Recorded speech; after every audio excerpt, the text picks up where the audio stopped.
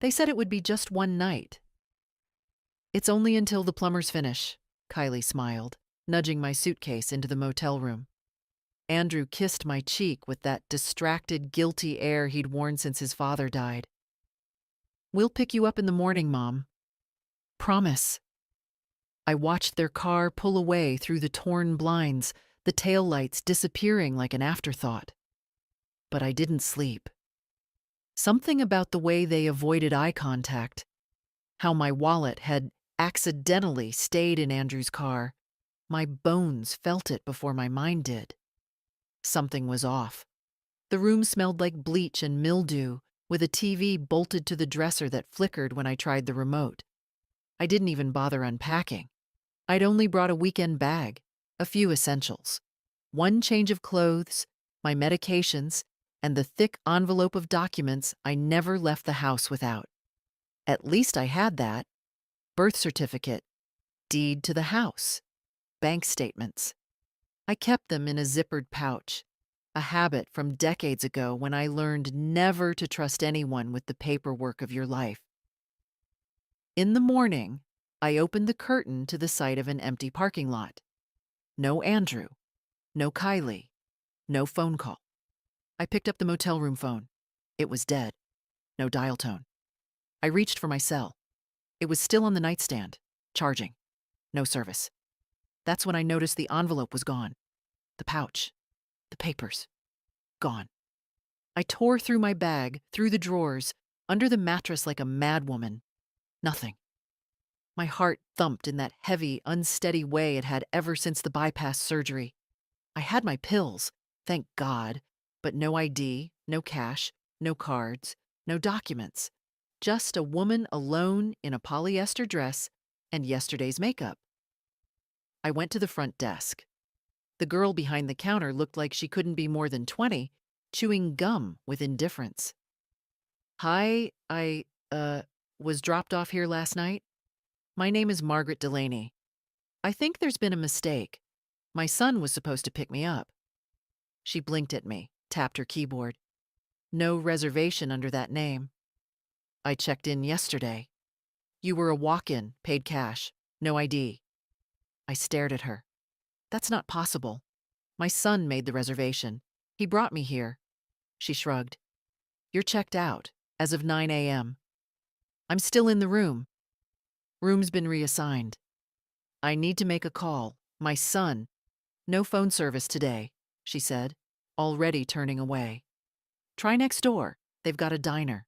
I stumbled into the sunlight like a woman drunk. I was 74 years old. I'd never once been arrested, never missed a mortgage payment, never borrowed what I couldn't repay. I raised Andrew by myself after Harold died, worked 2 jobs while getting him through school. And now I stood outside a dingy motel, treated like some vagrant who'd overstayed her welcome. At the diner, the waitress let me use the landline. I dialed Andrew first. It rang 3 times, then went to voicemail.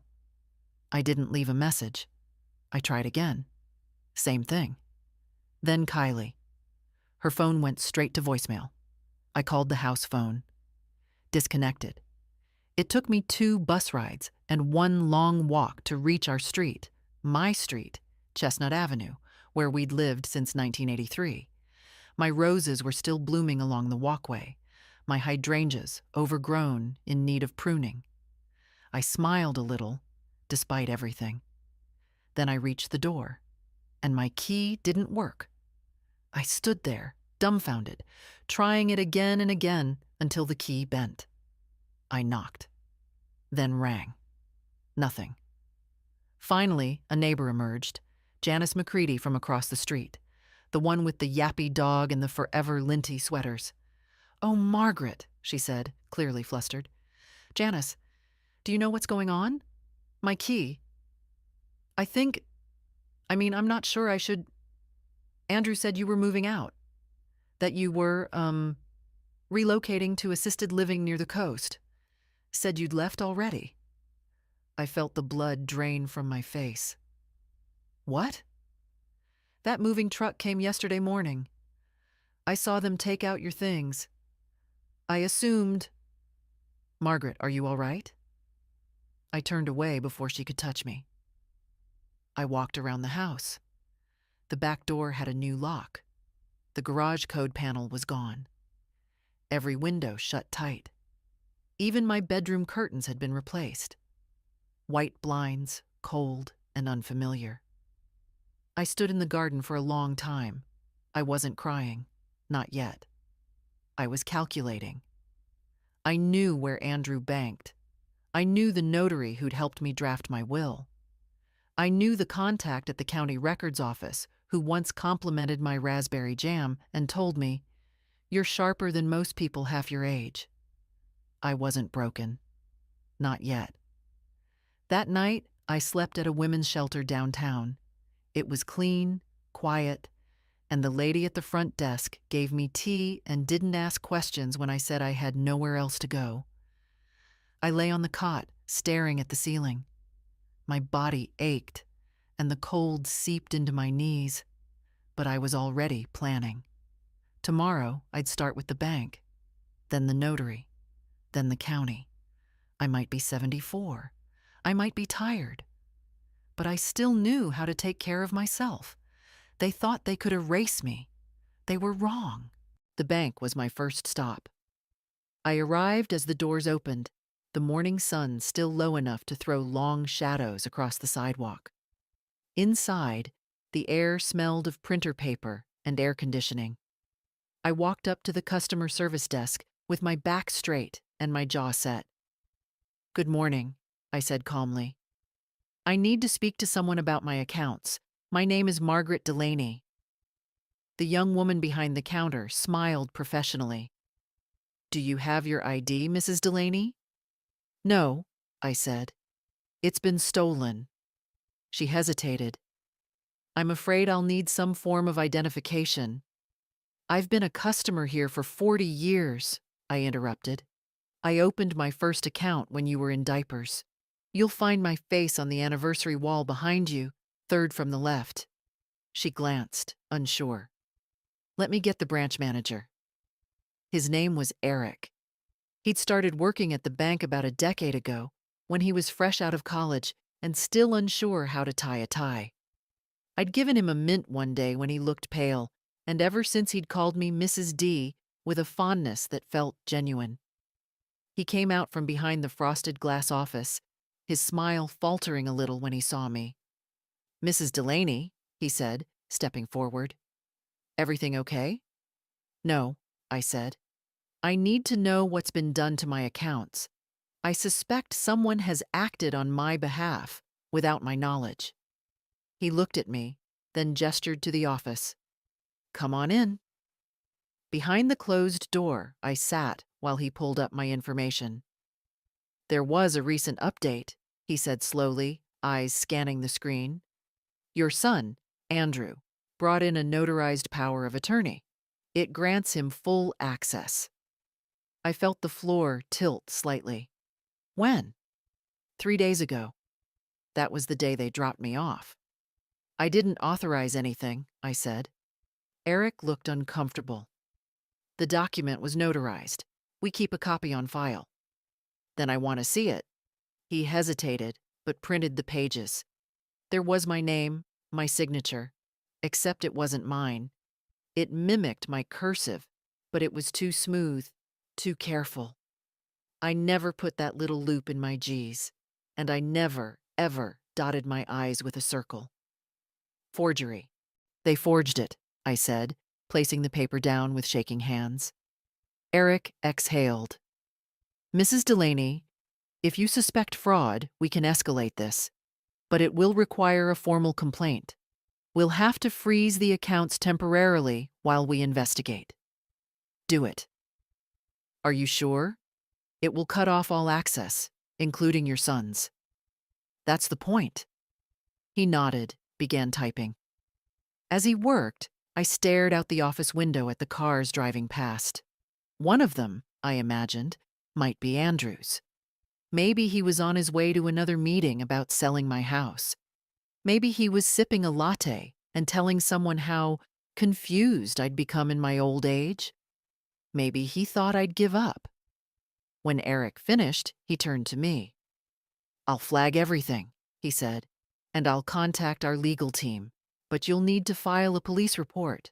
And you should speak to an attorney." "I already have someone in mind," I said. Next was the notary's office. Not the one Andrew had used. I didn't know who that was yet. But the one I trusted. Donna LaRue. She'd notarized my will, my house deed, my durable medical power of attorney. She knew my real signature like her own. Donna took one look at the forged paper and snorted. "This isn't your handwriting," she said, pointing. "And this stamp isn't real. The notary ID doesn't match any active in the state." I blinked. "You're sure?" She nodded. "It's a copy-paste job. A cheap one, too. I've seen better forgeries from high school pranksters." I stared at the paper again. My name, a fake signature, a fake stamp. They really thought I wouldn't notice. "They think you're old," Donna said gently. "They're counting on people not believing you." "But you believe me." "I always have." I left her office with copies, affidavits, and an appointment with a lawyer Donna recommended, a sharp woman named Lynette Reyes, who'd once sued a nursing home chain into bankruptcy. But by the time I reached the county building to check on the house deed, I was starting to feel the weight of it. My body ached. My legs throbbed. I hadn't eaten all day. Still, I went in. I gave the clerk my name. She typed, clicked, frowned. "There was a transfer filed yesterday," she said. "Property reassigned under joint ownership, Margaret Delaney and Andrew Delaney." I closed my eyes. "Was there a witness?" "Yes." "Was I present?" The clerk looked uncomfortable. "I'm not allowed to say, ma'am, but you can file a contest. You'll need to speak with the assessor and submit documentation." "Then give me the forms." That night, I slept in a shelter again. A different one this time. Quieter. A volunteer offered me a cup of soup. I drank it slowly, letting the warmth spread into my hands. They thought I'd crumble. They thought I'd be too old, too confused, too tired to fight. But they forgot who I am. They forgot I raised a son, built a life from scratch, balanced checkbooks when every dollar mattered, stood in line at the DMV with a sick baby on my hip and a bag of groceries in the other arm. They forgot I'm Margaret Delaney, and I'm not done yet. The next morning, I woke before dawn, my body still aching from the cot, and my nerves sharpened to a point. I sat on the edge of the mattress and stared at my hands in the dim shelter light. They were thinner now, more veined than I remembered, but steady. I could still trust them to hold a pen, to write my name the right way, to open doors no one expected me to find. By 8:30, I was standing outside Lynette Reyes's office.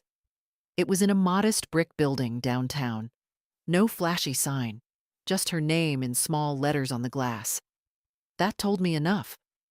Lawyers who win don't need neon to say so. Inside, her assistant, a crisp young man named Cody, offered me coffee and helped me fill out a basic intake form.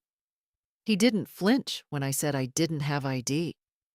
"We'll fix that," he said simply, and ushered me into Lynette's office.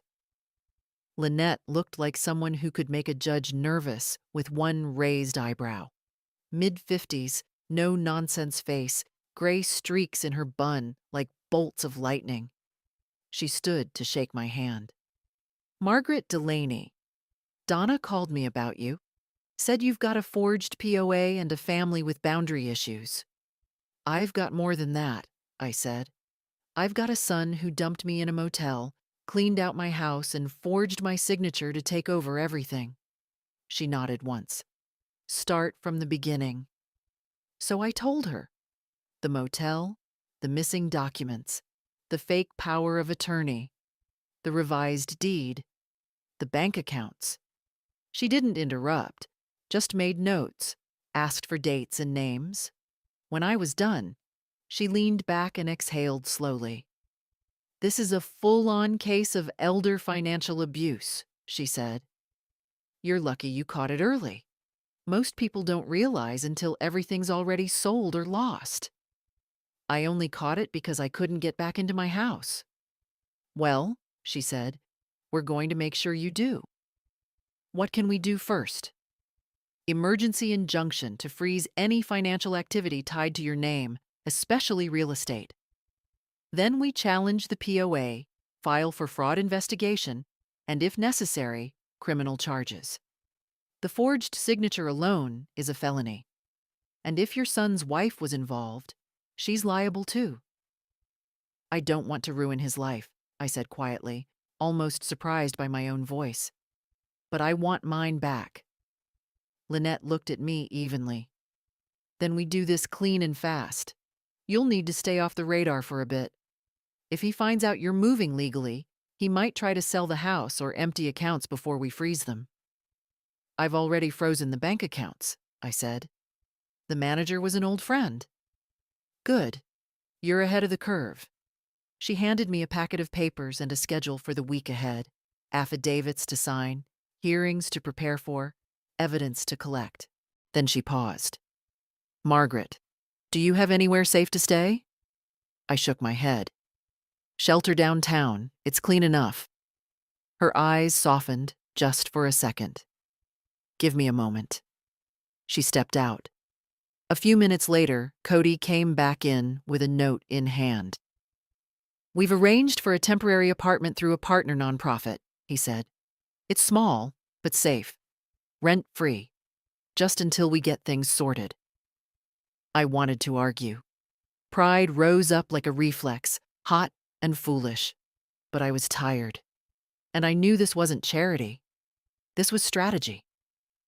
"Thank you," I said. That night, I sat on a real bed in a quiet room with a locked door and a lamp that worked. The apartment was no bigger than a shoebox, but it had dignity. A kitchenette, a little desk, a bathroom with clean towels. I ran the faucet just to hear the sound of something that belonged to me again. I pulled out a notepad and started writing. A list of everything I remembered being taken. House, Chestnut Avenue, primary checking account, pension account, automatic deposits. Power of attorney, forged. Insurance contacts, social security information. Then I started another list. People who believe me. Donna, Eric at the bank, Lynette, myself. That last name, I circled it. Twice. The next day, Lynette filed the emergency injunction. We had a hearing date, but until then, I needed to prepare. I took the bus across town to the Central Records office, spoke to a clerk named Rosalind, who still wore the same bright green glasses I remembered from years ago when I used to drop off Harold's property taxes. She greeted me with a cautious smile. "Mrs. Delaney, I haven't seen you in a while." "I've been busy losing my life to my son's ambitions," I said dryly. "I need any records of deed transfers from the last 10 days." She didn't ask questions, just printed them out and quietly slid them across the counter. There it was, in ink and county seal. A new deed listing Andrew Delaney as joint owner based on voluntary transfer and agreement. My signature looked clean, too clean. Rosalind leaned in. He came in with a woman, blonde, maybe mid-30s, seemed nervous, signed fast. "Kylie." I thanked her and left. At the pharmacy, I paid in cash for a week's supply of my medication. That part scared me the most. Not the legal fight, not the house, not even the money, but the idea of waking up one morning with nothing in my bloodstream to hold my body upright. I couldn't afford weakness. That night, back in the apartment, I looked at the deed again. I thought of the hydrangeas, my bookshelves, the teacups Harold brought me from Tokyo, all under someone else's name now. No, not someone else's. Mine. Still mine. And I was going to take it back, page by page, signature by signature. Even if I had to walk into court in orthopedic shoes and a coat too thin for spring, I'd do it. Because they dropped me off and thought that was the end. But it wasn't the end. It was only the beginning. I woke early again, before the sun filtered through the blinds of the little apartment. My body wasn't used to stillness. Years of waking to alarm clocks, to Harold's coughs, to Andrew's cries in the night, had trained me to rise before the world did. Old habits, like old hurts, don't go quietly. I sat at the kitchen table with a mug of instant coffee, reading the photocopies of the forged deed Lynette had highlighted. Voluntary transfer. That word, voluntary, burned hotter than any betrayal. There was nothing voluntary about being abandoned in a motel without money or phone access. Nothing voluntary in watching your life repackaged under someone else's name. Lynette had scheduled our first court date. Just a motion hearing to freeze the house deed, to stop Andrew from selling it. It was next Thursday. That gave us 5 days. I spent those days collecting evidence. First, I went to the moving company. It wasn't hard. There's only one major outfit in our part of town. The girl behind the counter was wary at first, but when I explained who I was and what I needed, she softened. "Your son said you were already in assisted living," she said, tapping her keyboard. "Said you'd signed everything over." "He lied." She blinked, then quietly printed the service order and invoice. Andrew's name was on every line. His signature again, clean, neat. Nothing like the quick strokes I'd seen on his birthday cards since he was 10. Next, I visited the local post office. The mail forwarding slip was there too, signed electronically, redirected to a P.O. box, not even to his own home. "He said it was temporary," the clerk explained. "Didn't mention you at all." Each lie stacked on the next like kindling. I wasn't angry anymore. I was precise. There's a difference. Lynette met me that Friday afternoon to go over what I'd found. She was pleased. "This paints a pattern," she said. "Intentional misrepresentation. He didn't just act without your consent. He tried to erase your presence from every document." "He wants my house," I said. "And my silence." "Well," she smiled, "he can't have both." Saturday, I returned to the street where my house stood. I took the bus again, no car, no taxi, just the city at my back, and a tote bag filled with records on my arm. I didn't plan to go inside. I just wanted to see it. But something caught my eye from the sidewalk. A van in the driveway, the back doors open, men hauling in large cardboard boxes. One of them had "Stagecraft Interiors" printed across the side. I stepped closer. Kylie stood on the porch, clipboard in hand, telling one of the workers where to place a faux marble pedestal in the living room. I saw it through the open door. They were staging my house. They were preparing it for sale. I walked up the lawn like I belonged there, because I did, and stopped at the base of the porch. Kylie's face went pale when she saw me. "Margaret," she said, with that fake bright voice people use when they don't know who's watching. "What a surprise." "This is my home," I said calmly. "And I see you're redecorating." She straightened. "Well, it's under new ownership now.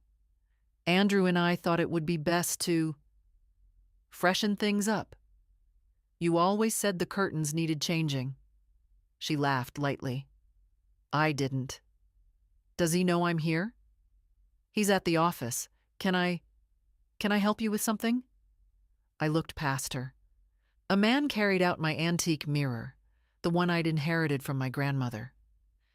"Tell your husband," I said, "that his mother is not a memory.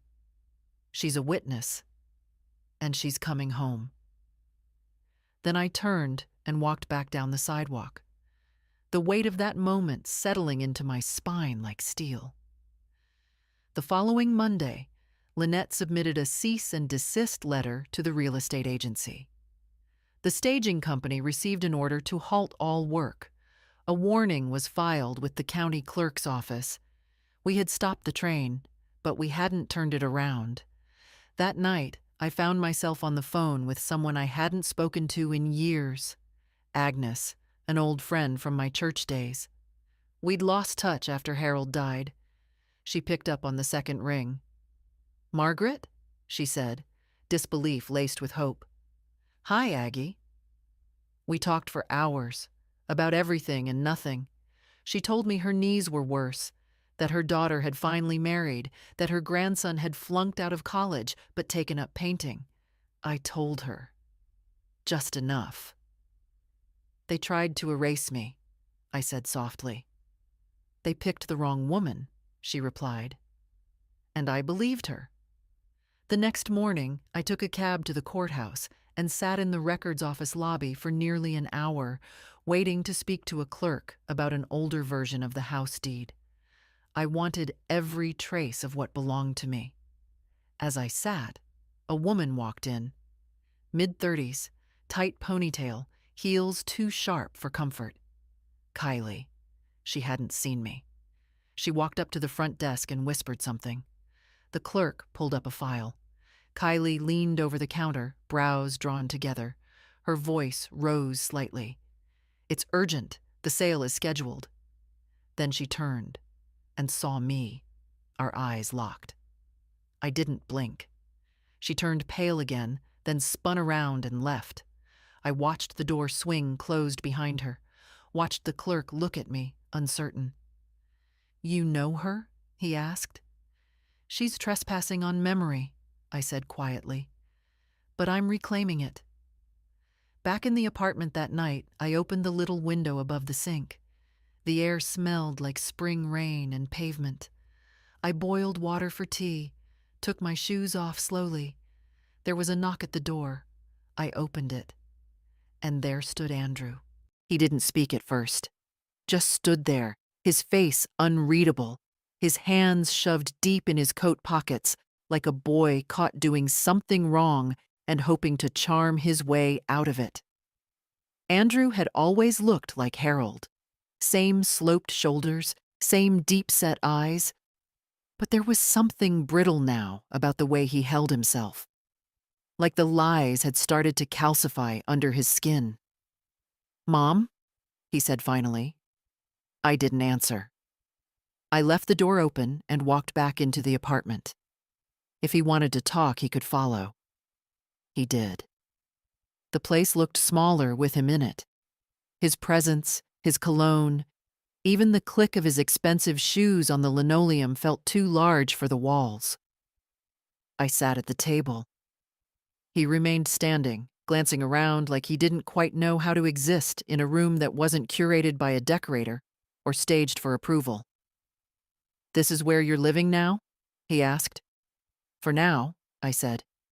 "Until the court hears my case." He flinched slightly. "You didn't need to go that far." "No," I said. "You didn't need to go that far." Silence stretched between us. Finally, he sighed and ran a hand through his hair. It was grayer now than I remembered. Stress. Or maybe just time catching up to both of us. "I didn't mean for it to go like this," he said. "Kylie, she thought it was the best solution. The house was too much for you. You were forgetting things." "I wasn't forgetting anything," I snapped. "You just stopped listening." He looked away.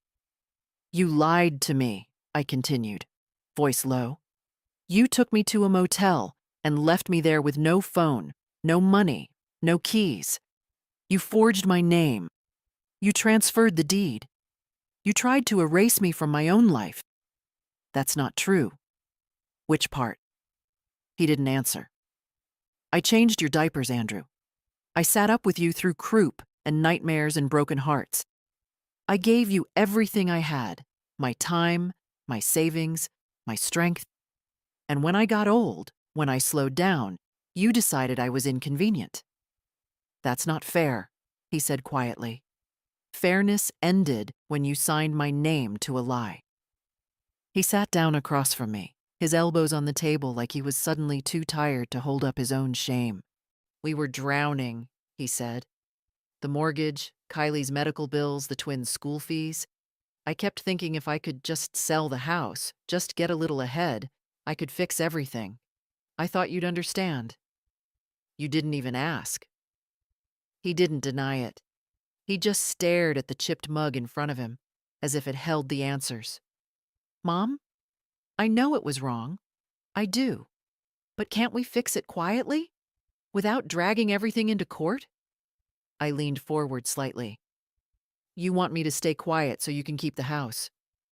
"I want us to heal," he said. "To move on." "You mean pretend it didn't happen? Let you keep what isn't yours and call it peace?" "I didn't mean to hurt you." "But you did." He was silent for a long time. "I didn't expect you to fight back," he said finally.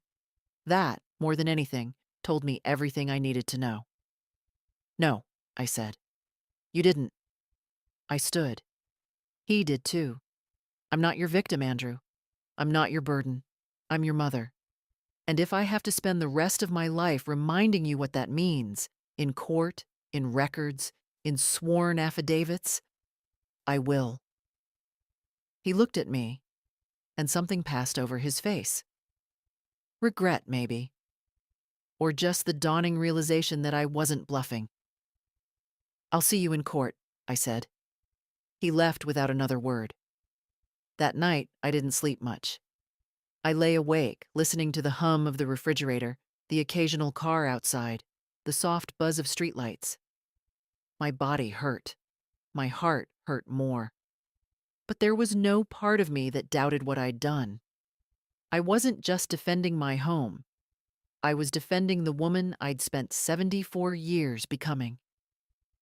The next morning, Lynette called. "He came to see you, didn't he?" "Yes." "Good," she said. "That means he's scared." "Should I be?"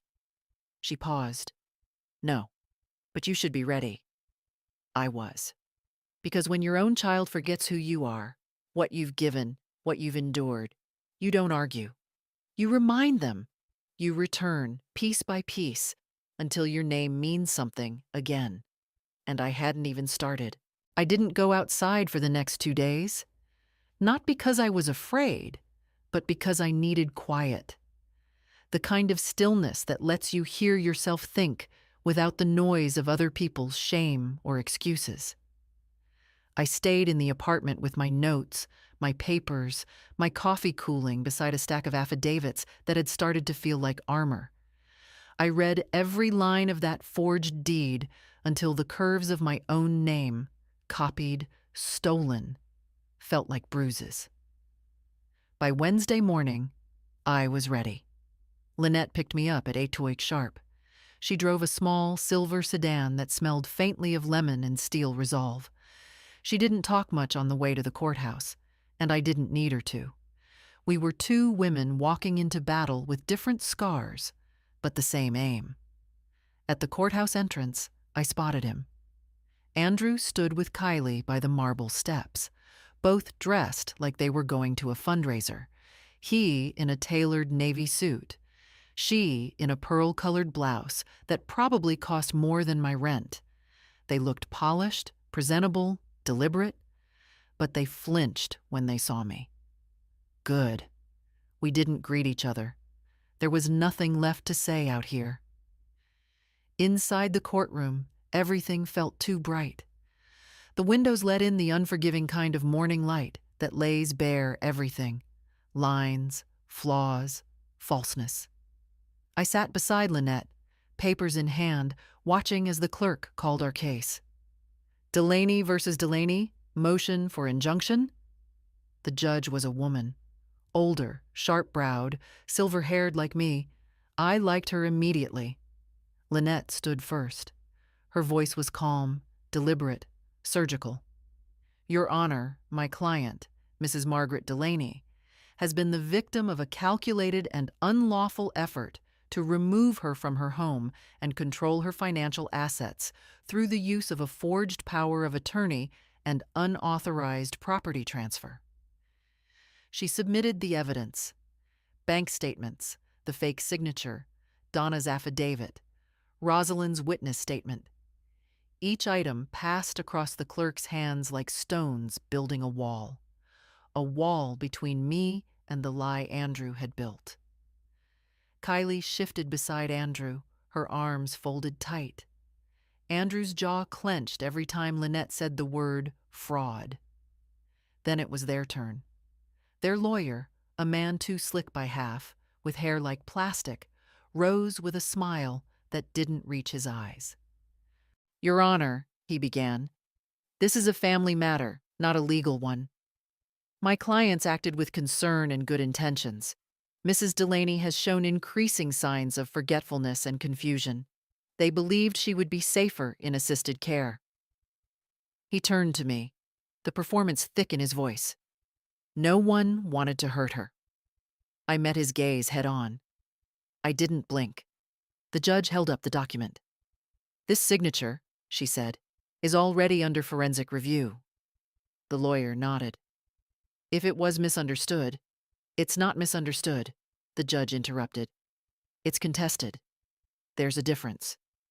Silence. The room held its breath. "I'm issuing a temporary injunction," she said. "All sales activity related to the property will cease immediately. No access to funds without this court's approval. We'll schedule a full hearing to determine the validity of the transfer and the power of attorney." I exhaled slowly. "Mrs. Delaney," the judge added, turning to me, "I recommend you retain possession of any personal documents and belongings you still have, until we sort this out." "I intend to," I said. The gavel struck. Outside the courtroom, Andrew caught up with me. "You didn't have to do this, Mom. You're making a scene." "No," I said. "I'm making a stand." Kylie looked like she wanted to say something, but didn't. Maybe she sensed that nothing she offered would sound right. Not now. Not after the judge's tone. Not after the paper trail we'd laid down piece by piece. Lynette and I walked away. Back in the apartment, I hung my coat carefully, then sat at the little table where all of this had begun. Just me, a mug of coffee, and the sound of my own heart beating slow and certain. I didn't feel triumphant. Not yet. But I felt something I hadn't in weeks. Real. Visible. Present. That night, I pulled out a photo album I'd managed to grab before everything fell apart. I flipped through the pages slowly. Andrew in a dinosaur costume. Me holding a cake shaped like a volcano. His first day of school. His college graduation. A younger me with tired eyes and proud hands. I wasn't perfect. But I had been there. For everything. Now, for once, I was going to be there for myself. The battle had only just begun. But I wasn't backing down. The apartment felt smaller the next morning, not because it had shrunk, but because the weight I'd carried into it had grown lighter. There's a strange kind of energy that comes after the first real pushback, a sense of motion, like a train finally creaking forward on rusted tracks. I wasn't anywhere near the end, but I wasn't standing still anymore. I went back to the bank that afternoon, this time not as a woman asking for answers, but as a client reclaiming control. Eric met me at the entrance. "We saw the court's order," he said, ushering me inside. "I've already flagged the accounts and suspended all activity under the disputed POA. Your funds are secure, Mrs. Delaney." I nodded. "Thank you, Eric. But I'd like to do more than secure. I want to reset." He looked up. "I want to close every joint account Andrew has access to. I want new cards, new passwords, new signatures. Everything." He didn't hesitate. "We'll get started right away." We sat together for nearly an hour. I signed forms, answered security questions, re-established myself line by line. It felt like peeling off layers of someone else's decisions until I found my own voice again. "I'm also going to need to open a separate trust," I added, for a future transfer. Eric didn't ask what it was for. He just nodded and slid the forms across the desk. By the time I walked out, the sun had already begun to set. The sidewalks were bathed in gold, and for the first time in weeks, I allowed myself to slow down. To breathe in the evening without bracing for a call or a new betrayal.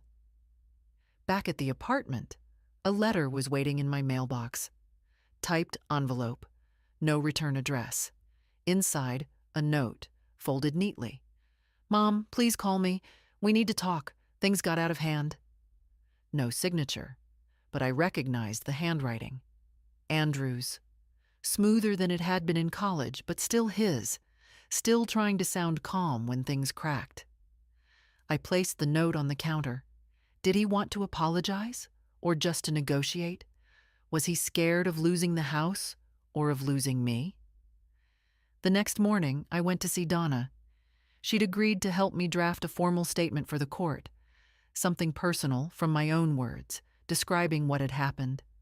Her office was warm with the smell of paper and cinnamon candles. I liked that she kept it cozy. Professional didn't have to mean cold. "I brought notes," I told her. She smiled. "I'd expect nothing less."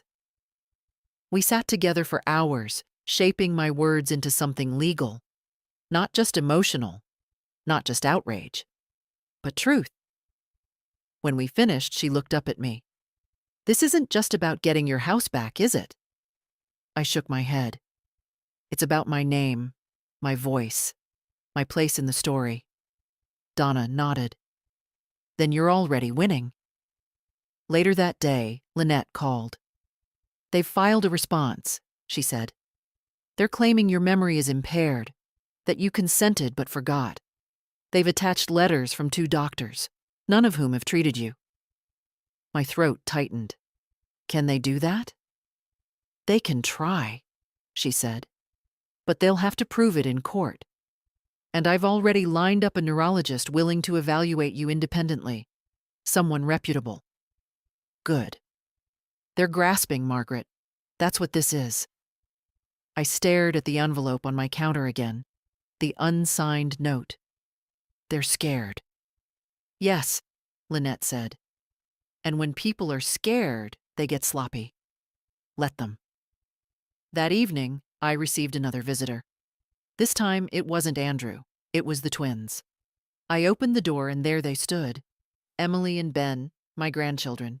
19, barely adults, eyes full of confusion, and something else I couldn't quite name yet. "Hi, Grandma," Emily said, hesitating. We heard what's going on," Ben added.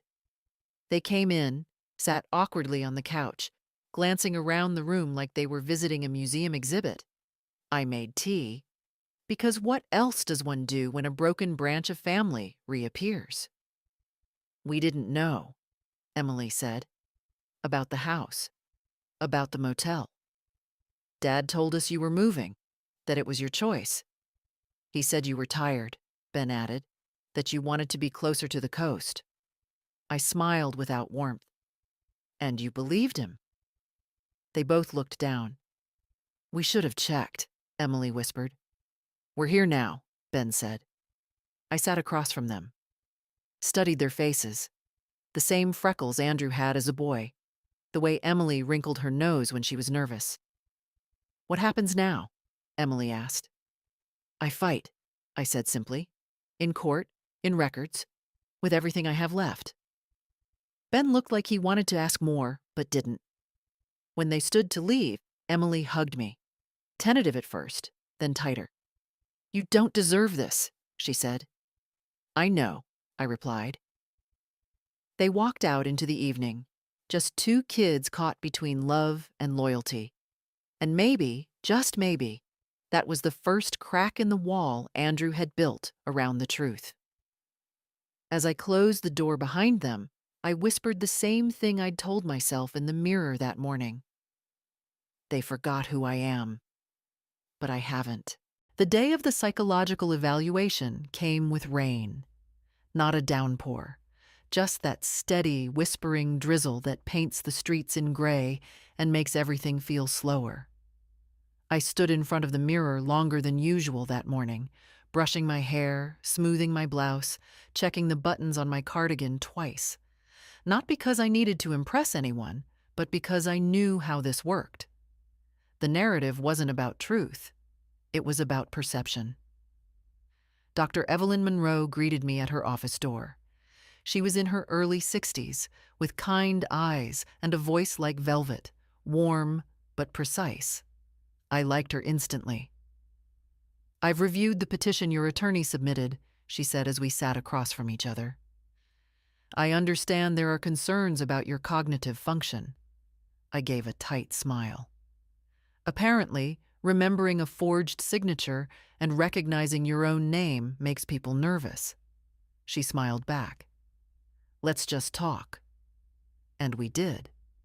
For over an hour, she asked questions about dates, names, my medications, my past, current events.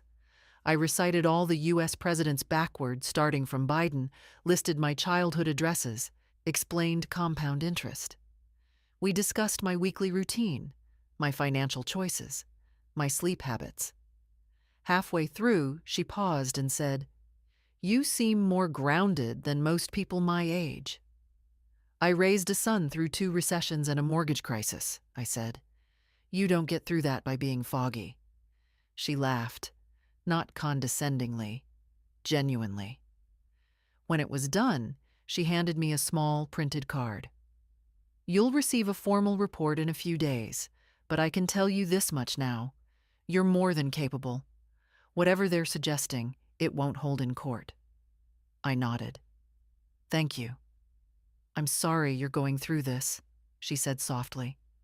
"I'm not," I replied. "Not anymore." Later that afternoon, Lynette called. She already had word from Dr. Monroe. "I'll submit the preliminary findings first thing tomorrow," she said. "They tried to preempt it with another letter from an out-of-state psychiatrist who's never met you." Desperate? Exactly. That evening, I sat at my little kitchen table, staring at the rain-streaked window. The apartment didn't feel small anymore. It felt like a command center. Every corner held a strategy. Every drawer had papers that could outlast someone's lies. My phone buzzed. A message from Andrew. "Mom, please, we need to stop this. Let's talk." I didn't reply. He'd said we needed to talk before, at the motel, through notes, outside the courtroom. Every talk he'd proposed came after another layer of his deceit peeled off. Every request was wrapped in fear, not love. Still, I couldn't sleep that night. Not because I doubted myself, but because I was grieving something no one else could see. The mother I'd been for him. The woman who had covered his mistakes, paid his debts, cheered his victories even when he barely looked back. That mother had been laid to rest somewhere between a motel parking lot and a forged document. But another woman had risen in her place, one who remembered the value of her own name. The next day, Lynette and I met to finalize the complaint for the full hearing. We were not just contesting the deed transfer and the power of attorney, we were pressing charges. Fraud, financial abuse, elder coercion, she listed out, ticking them off like groceries. "We'll start with civil, but if the DA picks it up, there could be criminal charges too." I nodded. Then I handed her something I hadn't told her about before. It was a copy of a check I'd written to Andrew 2 years ago, $75,000. Marked, business loan. A signature in my own hand. Below it, a notarized agreement he'd signed, promising repayment within 12 months. He'd never paid a cent. Lynette raised an eyebrow. "Why didn't you mention this before?" "Because I thought I was being a good mother," I said. "Turns out I was just being used." She slipped the check into the folder. "This helps. Shows a pattern. This wasn't a one-time mistake. It was a slow bleed." That night, I got another visitor. Not Andrew, not the twins. Kylie. She knocked softly, like she didn't want to be heard by herself. I opened the door but didn't step aside. "Margaret," she said, voice shaking slightly. "Can we talk? Only if it's not about how things got out of hand." She looked down. "Andrew's losing sleep. The kids are scared. He's not himself. Then maybe he's finally meeting the part of himself he left behind." She didn't smile. "I didn't want to do it this way." "No," I said. "You wanted it quiet. No scandal. Just one more signature from the old woman you thought would stay quiet." "I thought you were tired," she whispered. "I thought you wanted rest." I wanted respect. Silence. "I can't make him stop," she said. "But maybe I could help." I crossed my arms. "Why?" "Because I don't think you'll stop. And part of me doesn't want you to." I studied her face. There was something true in it.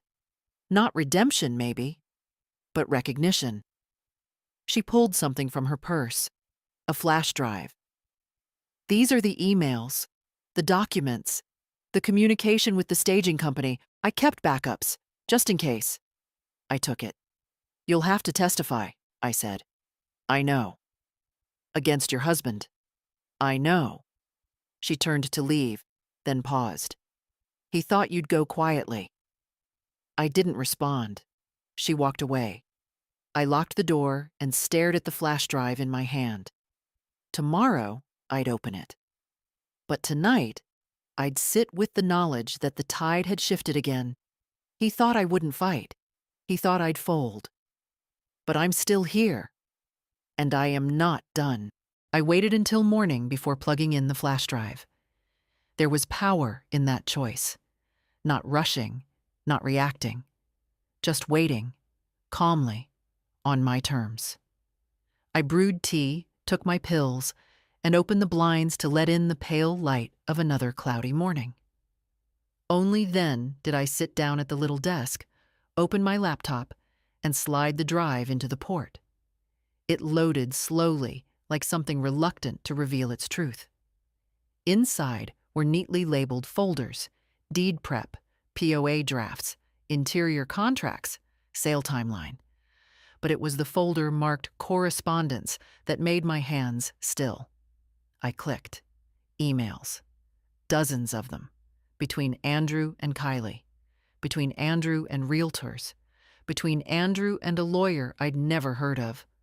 One thread dated back months before the motel.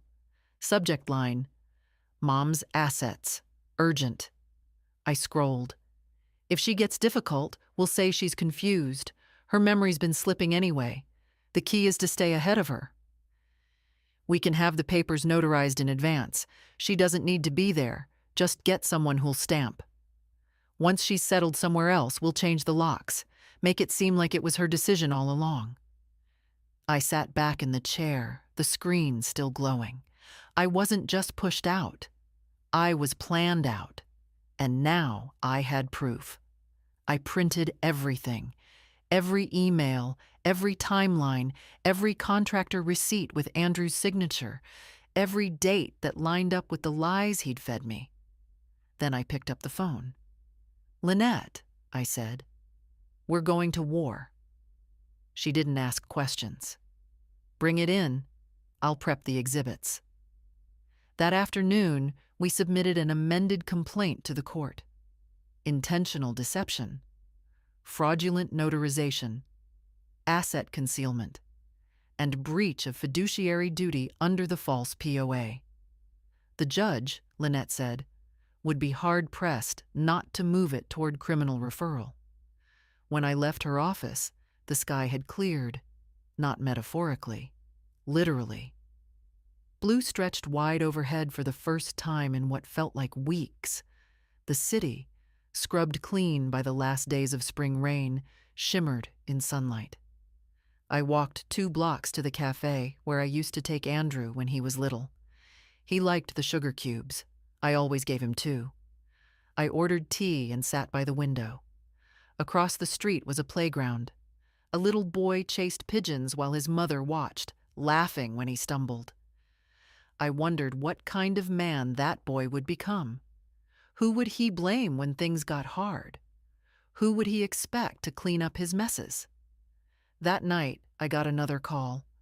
Evelyn Monroe, the psychologist. "I finished my report," she said. "It's done and submitted. And Margaret, I went a little beyond?" "What do you mean?" "I included a supplemental opinion on cognitive abuse. Based on your history, your independence, and the timeline, it's clear to me that your son used manufactured concern as a weapon." I was quiet. "Most people don't fight back," she added. "They're too afraid of losing what little they have left." "But you're not most people." "No," I said, "I'm not." The next day, the court clerk called. The hearing date was moved up. Kylie's testimony had triggered an acceleration of process, especially with the emails now part of the official record. "They're rattled," Lynette told me. "I want them in the room when I speak," I said. "You'll have that." Over the next 2 days, I barely slept. I rehearsed my statement, rewrote it, practiced it aloud. I looked in the mirror and read it to my own reflection. Not dramatic, not sentimental, just facts, steady and sharp, like the truth should be. On the day of the hearing, I wore my navy dress, the one they thought I'd be too old to care about. I put on my mother's brooch, the silver one shaped like a leaf. It had been passed down, not handed over like something disposable. The courtroom was packed. A few reporters, a few spectators. I didn't care who they were. I only watched Andrew. He looked smaller this time, less sure, like the weight of his plan had finally settled onto his own shoulders. Kylie sat beside him, pale but composed. The judge addressed the room, then turned to me. "Mrs. Delaney," she said, "you may proceed." I stood. "My name is Margaret Delaney. I am 74 years old. I was born in this state. I raised my son as a single mother after my husband died unexpectedly at 47. I paid off our mortgage. I paid for my son's education. I never missed a bill." My voice didn't shake. "I was removed from my home under false pretenses. My accounts were accessed using a forged power of attorney. My house was listed for sale without my knowledge. I was labeled confused, too old, too slow to notice. But I noticed." I held up the papers. "I noticed everything, and I am here today to make it clear. I do not give permission. I do not give silence. I do not disappear." The room was so quiet, I could hear the click of the judge's pen when she set it down. Lynette stood. "We rest, Your Honor." The judge nodded. "We'll reconvene in 3 days with a ruling." We left the courtroom in silence. Outside, in the hallway, Andrew caught up to me. He didn't speak right away. Then, "You've made your point." I turned to face him fully. "No," I said. "I've made my line, and you've crossed it for the last time." He didn't follow me. He just stood there, alone. And I walked out, the sunlight waiting, not just on the sidewalk, but in my bones. 3 days later, I dressed slowly. Not because I was nervous, but because I understood the weight of what was coming. You don't step into a room where your life will be decided without pausing, without acknowledging how far you've walked in shoes that weren't always kind to your feet. I wore the same navy dress, the same brooch. But this time, I added lipstick. Not bright, not loud. Just enough. Lynette met me on the courthouse steps. "Today is about clarity," she said. "The judge has all the evidence, all the testimony. Now it's up to her." Inside, the courtroom was quieter than before. Fewer people, no reporters. Just those who had to be there, and those who had nowhere else left to stand. Andrew sat with his lawyer, shoulders tight. Kylie wasn't beside him this time. Instead, she sat on the other side of the room, alone. The judge entered. We stood, sat, waited. She read from a prepared statement, her tone calm and firm, the cadence of someone who'd weighed every word with care. In the matter of Delaney versus Delaney, the court finds that the power of attorney filed on behalf of Mr. Andrew Delaney was fraudulent, lacking verifiable consent, and improperly notarized. Furthermore, the transfer of property was executed under misrepresentation and without the voluntary participation of the original deed holder, Mrs. Margaret Delaney. She paused. Effective immediately, all rights, ownership, and control revert to Mrs. Delaney. All accounts accessed under the forged POA will be subject to audit. The sale is void. The locks will be changed under court supervision. I heard a gasp. I don't know if it was Andrew or me. The judge continued. Additionally, this court recommends referral for potential criminal investigation under the jurisdiction of the district attorney. Charges may include fraud, elder abuse, and unlawful possession of property. It landed like thunder in the room. Andrew turned to his lawyer. The man leaned in, whispered fast. Andrew's hands twitched on the table. The judge looked at me. Mrs. Delaney, your case sets precedent, not just for legal remedy, but for dignity. You remembered who you are. Let the record show. The court did too. I stood when she exited, not because anyone asked, but because I needed the weight of the moment to settle upright in my spine. Outside, the sun was high. Lynette walked beside me, papers in hand, quiet satisfaction in her step. That's the hard part, she said. No, I replied. That was the necessary part. The hard part came before. The silence. The doubt. We reached the sidewalk. She turned to me. What now? I looked down the street. Home. That word had changed. Not just a house, not just brick and windows and roses by the fence, but a place I never left behind, even when someone tried to take it. I go back, I said, and this time, I carry the key. Later that afternoon, a locksmith, hired by the court, met me at my own front door. He was kind, didn't ask questions, just nodded as I showed him the door, the garage, the side gate. Within the hour, every lock had been changed, every trace of their access removed. I stepped inside. Dust on the floor. A faint scent of staged furniture polish. But it was still mine. The couch was gone.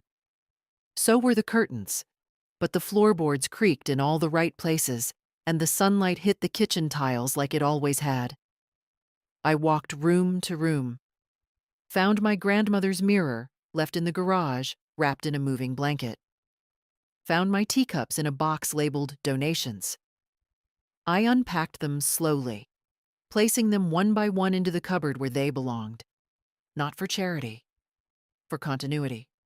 That night, I sat in the living room, on a chair they hadn't taken, with a cup of tea in my hand. Outside, the wind stirred the hydrangeas. Inside, I felt something settle. Not joy, not triumph, just truth. I hadn't won everything, but I had reclaimed myself, and that, I realized, was enough. I didn't expect the phone to ring that night. Not after the ruling, not after the locks had been changed, and the house had been made mine again, not just by law, but by presence. I had turned on every light, opened every cabinet, and let the silence know I was home. Silence doesn't always mean peace. Sometimes it just means no one's listening. So when the phone rang, I almost didn't answer, but I did. Hi, Grandma. Emily's voice, small but steady. Hello, sweetheart. I heard, it's over. I glanced around the living room. Boxes still sat in corners. My feet ached from walking on cold tile all day. But yes, it's over. A pause. I'm glad, she said. I didn't know what to do before. I still don't. That's all right, I told her. You don't have to know. You just have to be honest. I want to come see you. You can. She exhaled like she'd been holding her breath all week. I'll bring Ben, if that's okay. Of course. She hesitated again, then quietly, I'm sorry for not asking questions sooner. You were told not to. Another pause. He told us you were losing it, that you forgot things, that you were better off. He needed you to believe that, I said, so he wouldn't have to explain what he was doing. Do you hate him? That stopped me. I thought about the motel, the bank, the forged documents, the look on his face when he realized I wasn't going to disappear. No, I said, but I no longer excuse him. The line went quiet, and then Emily whispered, That makes sense. We set a time for the next afternoon. When they arrived, I was in the garden, clipping dead blooms, turning the soil. My hands were dirty, and my knees ached, but the sun was warm, and I welcomed it like a guest I hadn't seen in months. They walked up the path slowly. Ben taller than I remembered, Emily with her arms folded, like she wasn't sure if she was allowed to unfold them.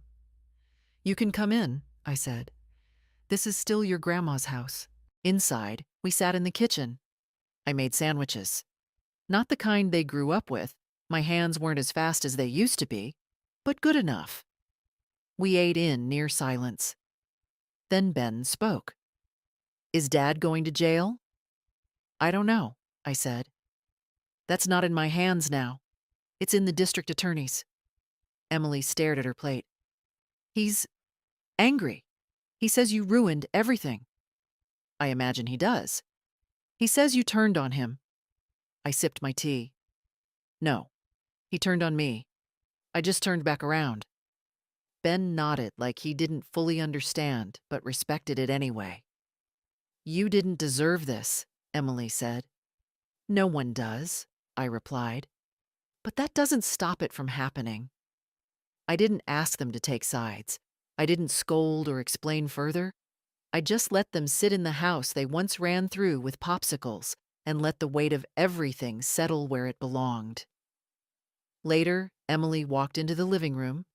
She stood in front of the fireplace, staring at the empty space where my photos used to be. They packed all this up, she said. They did. Why? To make it look like I'd already left. She turned around. Do you have the pictures? I nodded. In a box. I haven't had the heart to unpack them yet. She crossed the room, opened the nearest box, and began to lift them out. One by one. Frames wrapped in newspaper, memories unwrapped carefully. Ben joined her. They placed them back on the mantel, me with Harold, Andrew as a boy, Emily's kindergarten picture, the faded photo of my mother in her wedding dress. The room began to look like mine again, not because of the walls, because of what they held. When they left, I hugged them both. No tears, just long, quiet embraces, the kind that carry both apology and forgiveness without needing to say either. After they were gone, I sat back in the kitchen and stared at the table, at the note Andrew had left me in the apartment, still folded, still unsigned, still unanswered. I didn't need to open it again. I knew what it said. What mattered now was what I said, and what I chose to say was nothing. Sometimes silence isn't absence. Sometimes it's the most powerful sentence of all. The next morning, I called Donna. I need a new will, I told her, and a living trust. She didn't ask why. She just said, come in at noon. The last one I'd made was nearly 15 years ago, when Harold had just passed, and Andrew was still someone I believed in without hesitation. Back then, the house had been left to him by default. My accounts, my belongings, even the little cedar box that held my wedding ring. I'd trusted him to carry all of it forward with care. Now, every clause needed rewriting.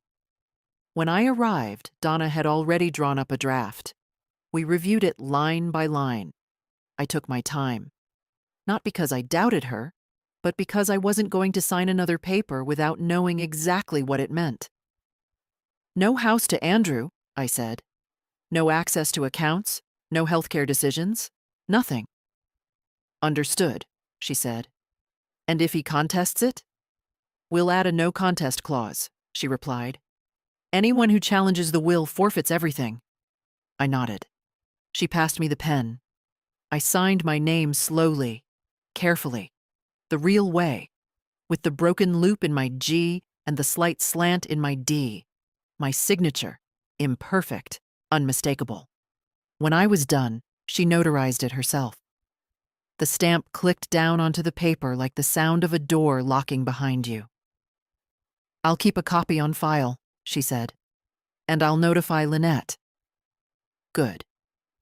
Back home, I opened the box of keepsakes I hadn't touched since moving back in. Inside were photos, cards, old recipe clippings, and, near the bottom, a letter from Harold, written the year before he died. His handwriting always looked like it had been pressed too hard into the page. If you ever have to stand alone, Maggie, you stand with your back straight and your hands steady. You've always been stronger than you let on. I read it twice, then folded it carefully and placed it in the drawer beside my bed. That evening, I received a letter in the mail, real envelope, real stamp. From Andrew, no return address. Inside, a handwritten page. Mom, you've made your point. I know you don't want to hear from me, but I'm writing anyway. Not to excuse myself. I know I crossed a line. I panicked. I let Kylie's fear and our debt push me into something unforgivable. But I need you to know, it wasn't hate. It was weakness. I thought I was protecting you. I was really protecting myself. I'm sorry. I don't expect forgiveness, but I wanted to say it anyway. Andrew. I folded the letter and placed it in the same drawer as Harold's, not because it held the same weight, but because it came from the same son who once brought me dandelions in a paper cup. I didn't respond. Apologies are seeds. Let them rest in the dirt. Some grow, some don't. The next morning, I called a woman named Esther. She was a social worker I'd met years ago through church. Retired now, but still sharp, still involved. We had tea on the porch, and I told her what had happened. All of it. Not for sympathy, but for purpose. I want to help other women like me, I said. The ones who get pushed out of their own lives. The ones who think being quiet is the same as being safe. She nodded. There's a shelter program that could use someone like you. They've been looking for women with lived experience, not just lawyers. Real voices. I'm interested. Then we'll get you in. That evening, I stood in the kitchen and looked around. The cupboards still weren't full. The house still echoed in certain corners. But it was mine again, and I was no longer afraid of the quiet. I pulled out a notebook from the drawer, wrote on the first page, this is how it started. Not with a bang, not with a betrayal, but with forgetting who I was, and then remembering, loud enough to be heard. I closed it. There was more to write. But for now, I had peace.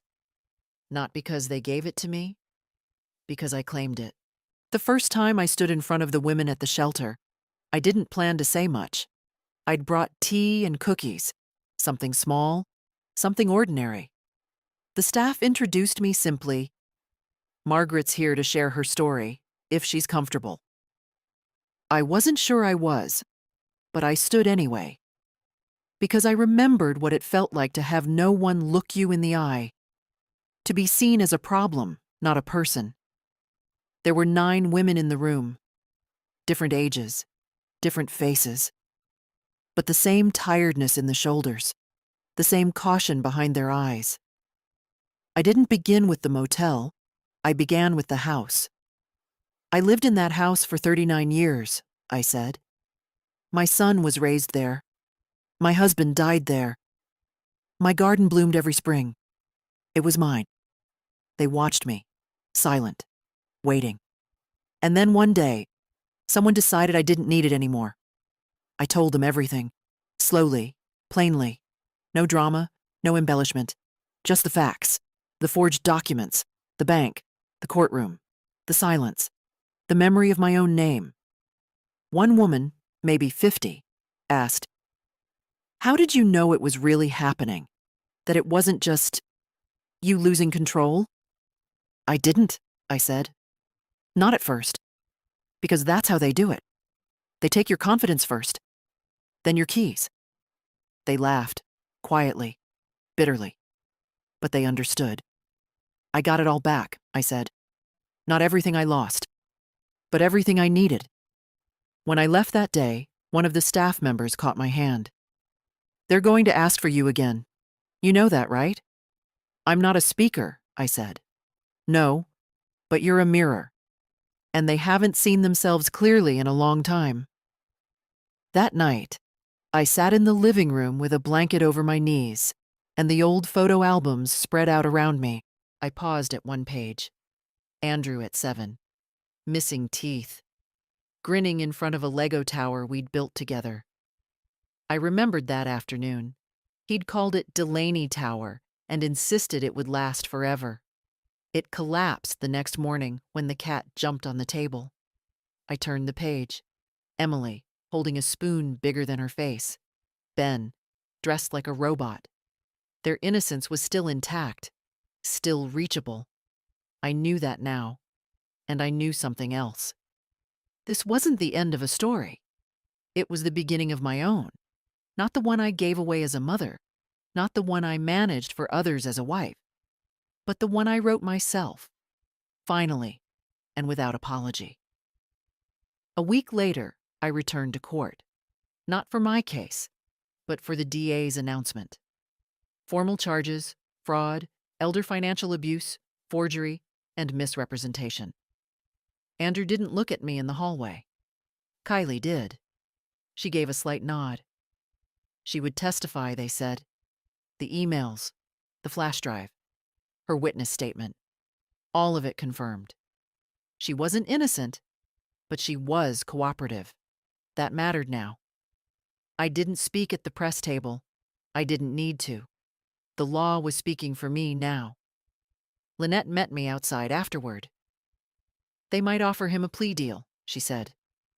"Will it keep him from doing this to someone else?" "Yes." "Then let it happen." She studied me for a long moment. "You're different." "No," I said. "I'm finally the same on the outside as I've always been inside." That afternoon, I went to the hardware store, bought paint, soft blue for the kitchen, pale green for the hallway, something clean, something new. The young man at the register offered to carry it to my car. I let him. "You doing all this yourself?" he asked. "I've done harder things," I said. And I had. Back home, I changed into old clothes, opened the windows, and started rolling color over the walls. One strip at a time, one layer at a time, covering what had been, preparing for what would be. The paint dried slowly. Each morning, I'd walk through the house with a mug of tea and touch the walls with my fingers. Not to check the finish, but to feel the shift. The way a room changes when it becomes yours again. The way silence can finally sound like peace. I took my time with the rest. Rehung the curtains. Planted basil in the window box.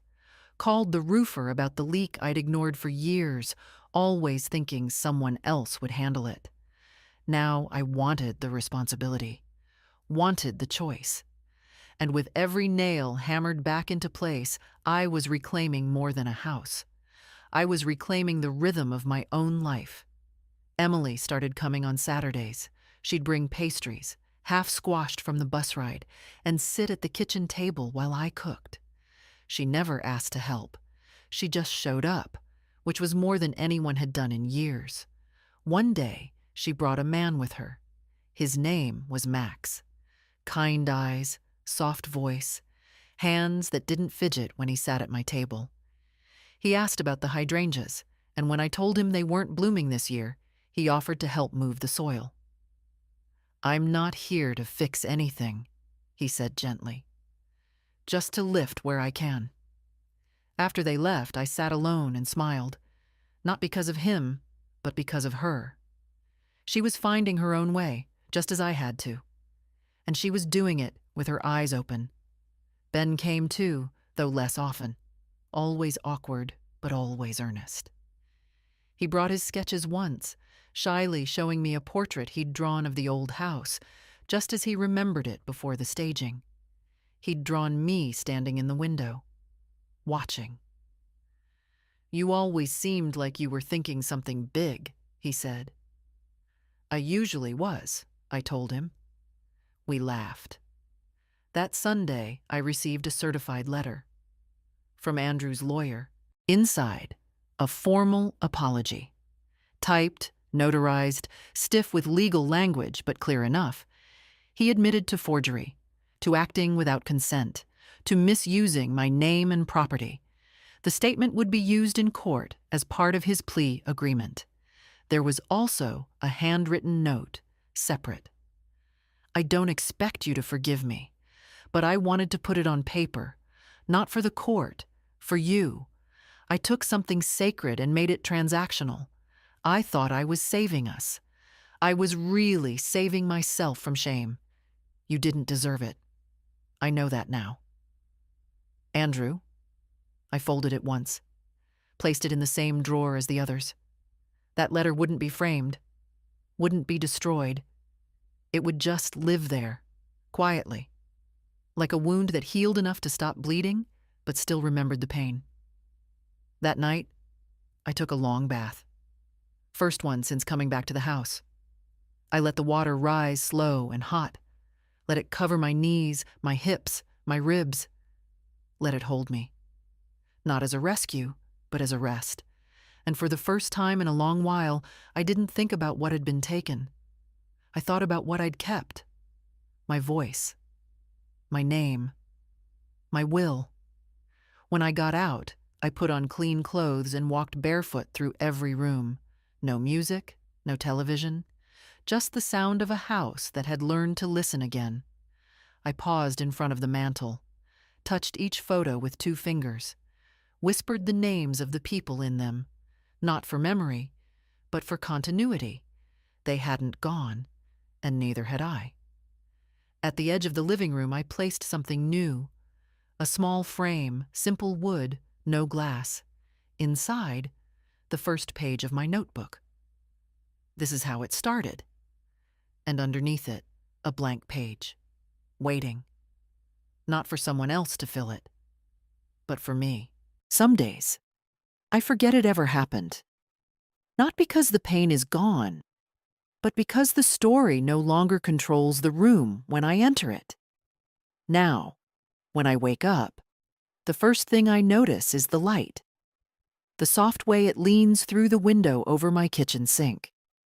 How it rests on the floor where I used to stand every morning for 40 years. Not as something nostalgic, but as something earned. I no longer check the mailbox with dread. I no longer second-guess the sound of a knock. I no longer rehearse my worth in silence, waiting for someone else to name it. I know who I am. The DA accepted Andrew's plea. No jail time, restitution, public record of guilt. Community service, the judge said, in settings that remind him who he tried to silence. I didn't object. I didn't attend the sentencing. Let the system speak for me now. I was done narrating that part of my life. I've moved forward, not moved on, because some things shouldn't be gotten over. Some things should be remembered so they don't happen again. The shelter asked me to speak monthly now. There's a waiting list for my sessions. Women show up early. They bring notebooks. They take notes. Not on my story, but on their own.